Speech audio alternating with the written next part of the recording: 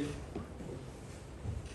Danny, can we just start with the big news from this week that the club have sacked Sporting Director Kevin Thelwell and CEO Patrick Stewart, just to get your reaction to that news and to ask if you were consulted at all during the process of their dismissals? Yeah, I think at first it's always not nice when some people around you get sacked. I had a good relationship with Kevin. We were always in daily business. We spoke to each other, with Patrick as well. They were also involved in the process when I arrived here. Then building up something. Then I got a call from Andrew. He gave me this message. Then we had a meeting, a dinner together. 1 day later, we spoke about the situation, the process, and now it's about looking forward in the future. This isn't football. What sometimes happens. For me, it's now about focus to the next games, and of course, then to the next processes. Of course, the January transfer window is just over 5 weeks away. How will this affect transfer business in any way? Will you have more control? Will you be asked to lead recruitment? What have you been told by the club with regard to that? Yeah, I think important is to understand how we work. I think this is always the togetherness. We had this communication before. Yesterday we had the next meeting to give some updates now with the other people. I think it's also important. I think I'm close to Andrew. We are in contact every day to speak to each other. But I have also still good people around me. They support me. I think this is crucial. I cannot do this alone or can make decisions alone. I think it's important to understand we have a good structure in the club. Of course, it changed now.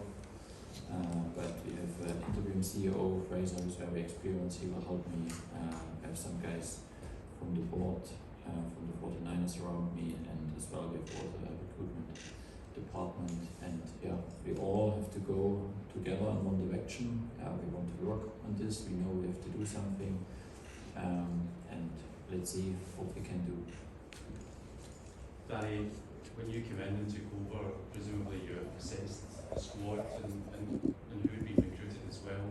Do you feel, perhaps directly or indirectly, that your assessment of that might have had some influence on the decisions made?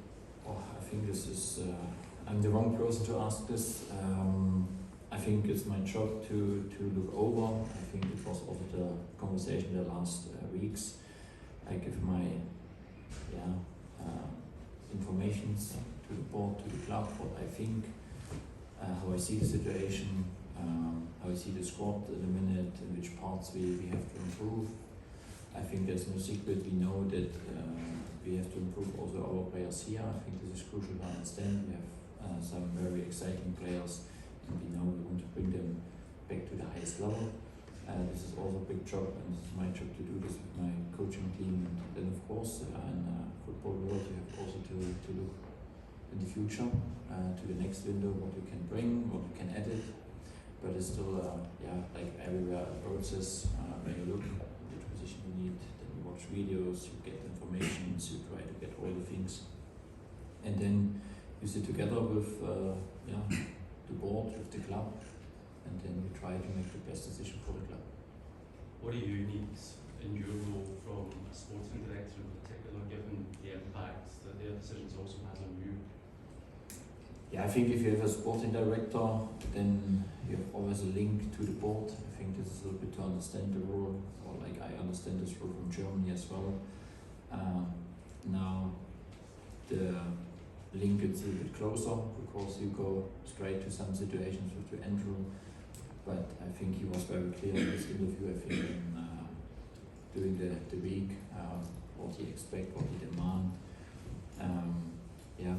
We are in a good communications process, and this is what we have to do. I have to watch the videos from the recruitment, think about this, but also to prepare my team for the next games. I think until January we have, when I count until the cup game, these are 12 important games in just 5 weeks, every 3 days, preparing meetings, all those things. But these are things you have to do. We know transfer window is always busy, but I think I have good people around me. They will support me and they will help me.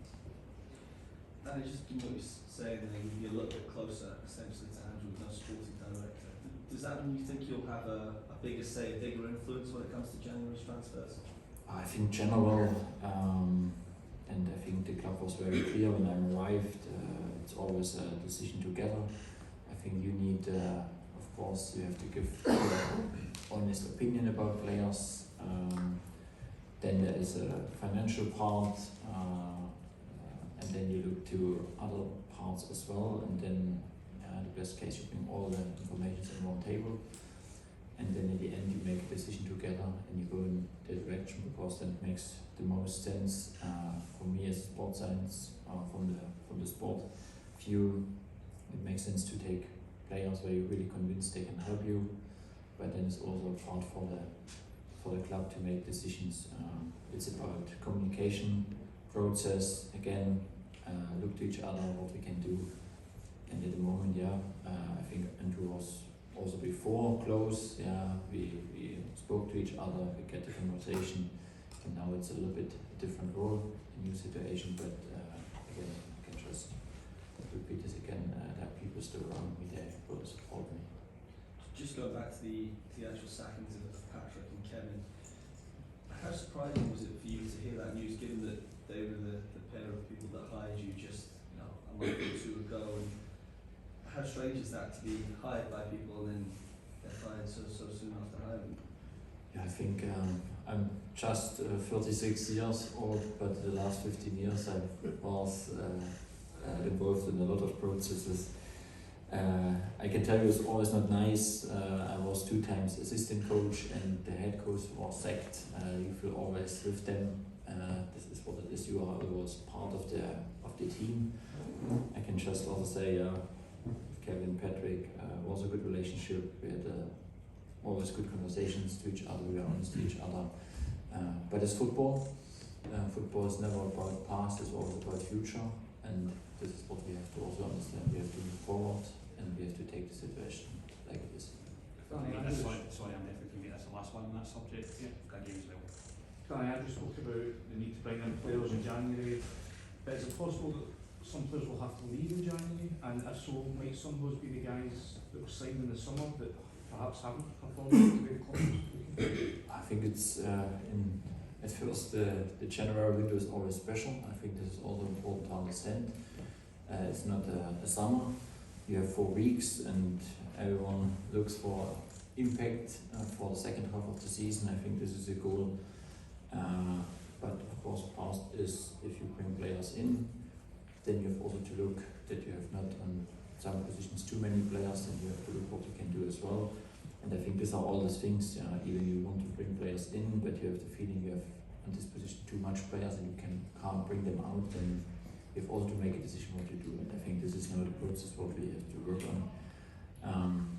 My first job, I can say this as well again, I want to bring and I want to increase the potential of some players out. I think even in the summer we had some exciting signs, and at the moment they are not on the highest level. This is now about me and my coaches to bring them back to this and to give us a lift. Danny, you mentioned the run of games you've got coming up, what's starting tomorrow night. How big a chance are these matches for players to change their mind on them in terms of their long-term futures here? Every game is an opportunity for players. I had some conversation during the week with some players that didn't get the opportunity. I think this is also important. When I look to the schedule, with Thursday, Sunday, next week again and again, game by game, there are opportunities. I think now we come to a point also to rotate in some positions you have to. That means there's opportunities there, and it's up to the players also to use this opportunity. You cannot just ask for opportunities and then you never use this. I think this is also important to understand, but after the training they are very positive. The players are very focused on this. Also the players, they not expect to play as a starter tomorrow, but I think a good example was on the weekend. Our players from the bench helped us to win the game, and this is also important that we see us always as a group and not just as a single person. Eduardo Pestana, Portuguese TV, RTP.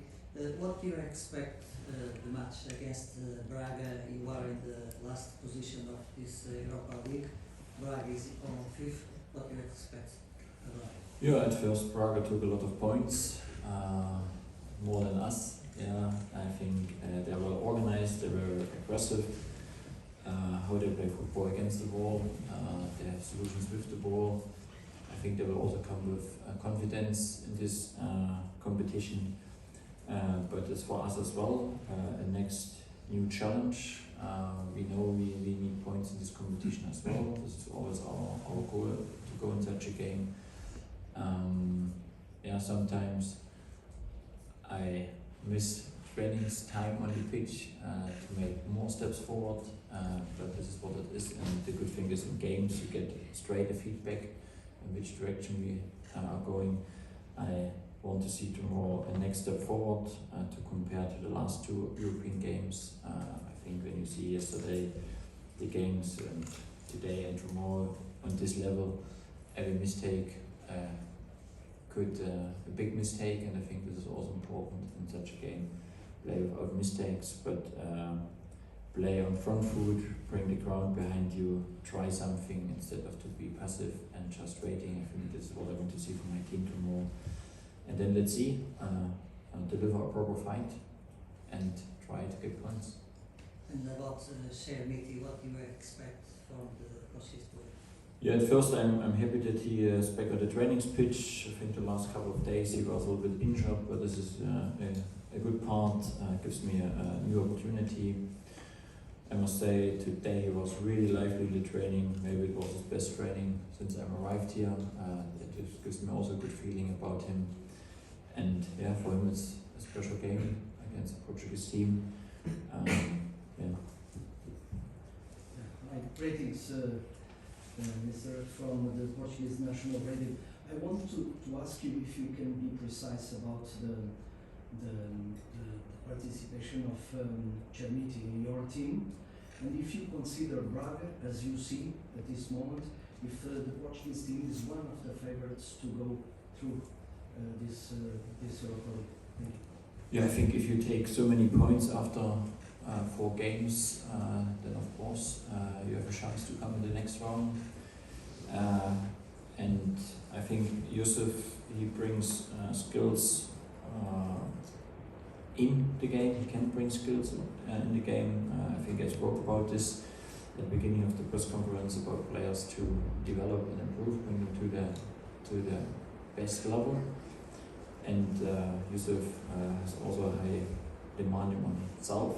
I demand a lot from him. I had yesterday a good conversation with him, and if the reaction was like this today, that he made a fantastic training, then we are in a good way. But football is about consistently and not about just one training session. It's about do it again and again on the highest level, and this is what we have to do as an individual player, but also as a group. I think this is at the moment the biggest part of our development. It starts in training, train on the highest level, play on the highest level, and this every day. And if you do this, then we may move step forwards. Before you arrived here, most people had written off Rangers' chances in the league. Do you just sense now the way the league is that there might be an opportunity for you to go challenge if you get it right in the next few weeks and also in January? I think when I arrived, it was 15 points behind position 1. I can say now we go step by step, but if you can reduce it with 1 more game in the hand to 6 points, 6 points in football, it's not big with so many games to go, but consistently take points. And I know, if you look 2 days back, we know we want to play better football, we want to do better, but it ended 3 points, and 2 points helps us again to make a next step in the league. And an angel to finish. Danny, the atmosphere at Ibrox on European nights is also something pretty special. This season, because of the unrest, it has felt a bit flat. Do you hope now on Thursday night, given what's at stake, for the team and also the three men that the supporters were demonstrating against have gone? Do you hope that will galvanise and unify the support to get behind the team? I think the last experience in the last 3-4 weeks, I know if we play on front foot, the supporters will straight there, and I think this is what I want to see. Yeah, I know especially in Europe, there's also an opponent, there were also some good players, and this is not always possible, but this is what we have to try to more, to be on front foot, to try something, to go with confidence there, and then I'm 100% convinced that supporters will be straight there, and then they feel it. They want to trust, they want to feel that something happens on the pitch in our direction, instead of to be passive and waiting for something. And I think this is our responsibility tomorrow to bring the stadium on fire. Last one, John. Can I just check in terms of players available? Because you've had a few missing at the weekend. Is the situation the same? Yeah, Derek has the surgery in the morning today. Yeah, that means, of course, he will for sure longer out. John is still out. Mikey goes in the right direction, but muscle injury takes a little bit more time. I think, I didn't know if you see this, we put Duchamp now on the list. But still, for him, after the first game minutes on Monday, this is a process. If you're out 6 months, it's not easy to be ready straight after 1 week. But it was a decision also for the next European games to cover this position, then hopefully in the next games. Yeah, I think the squad should be then, Bailey of course out with the injury, with the surgery. Joe has a little bit problems on the knee, but hopefully he's okay. Yeah, should be a similar squad. How long will Derek be out for? How long do you think Derek will be out for?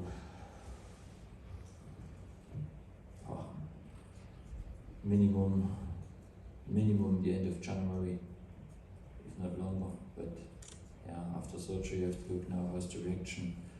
That is longer. Thanks, guys. Thank you.